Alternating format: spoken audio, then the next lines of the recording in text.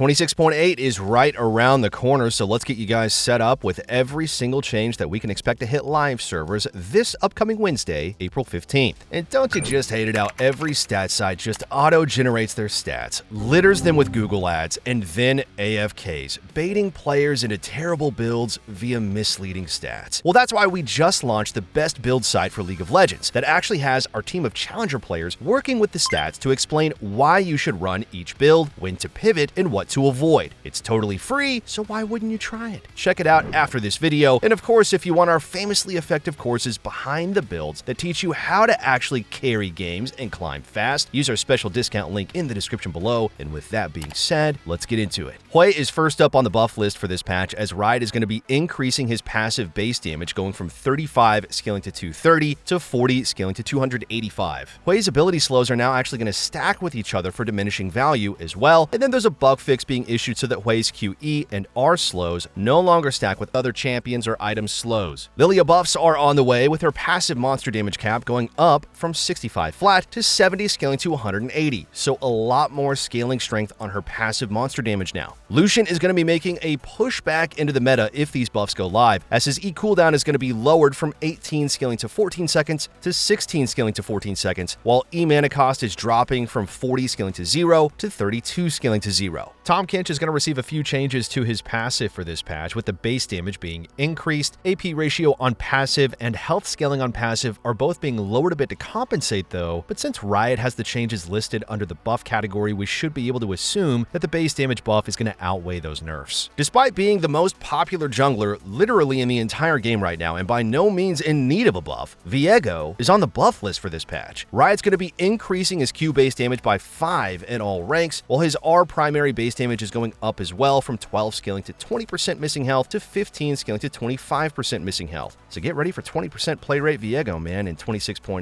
because if these buffs go through, we're going to be seeing a ton of them. Mel is going to be issued a couple of nerfs for 26.8, with her Q initial base damage dropping from 60 scaling to 180 to 60 scaling to 160. Q initial AP ratio is going down from 60 to 55%. W movement speed duration is dropping from 1.5 to 0.75 seconds, and W cooldown is going to be increased from 35 scaling to 23 seconds to 38 scaling to 26 seconds. Now, Karma was nerfed last patch, but the change didn't result in her power dropping off all that much, so Riot has a second set of nerfs planned for 26.8. Base AD is going down from 51 to 49, AD growth drops from 3.3 to 3, and then E mana cost is going up by 10 at all ranks. Mundo Jungle is going to be targeted with nerfs, as his Q monster damage cap is going from 300 scaling to 600 to 250 scaling to 550. E monster damage cap is down as well, from 200 to 140%, so a pretty significant set of nerfs to Mundo's clear speed. Riot's going to be adjusting Yuumi for this patch, with her R healing going up, however only at rank 2 and rank 3 in the spell, while the AP ratio on the heal is up from 10 to 12%. Our best friend increased healing is up as well, from 30% flat to 30 scaling to 60%. There is a bug fix being issued though, to where her R is no longer going to heal her attached ally a second time whenever it heals another ally.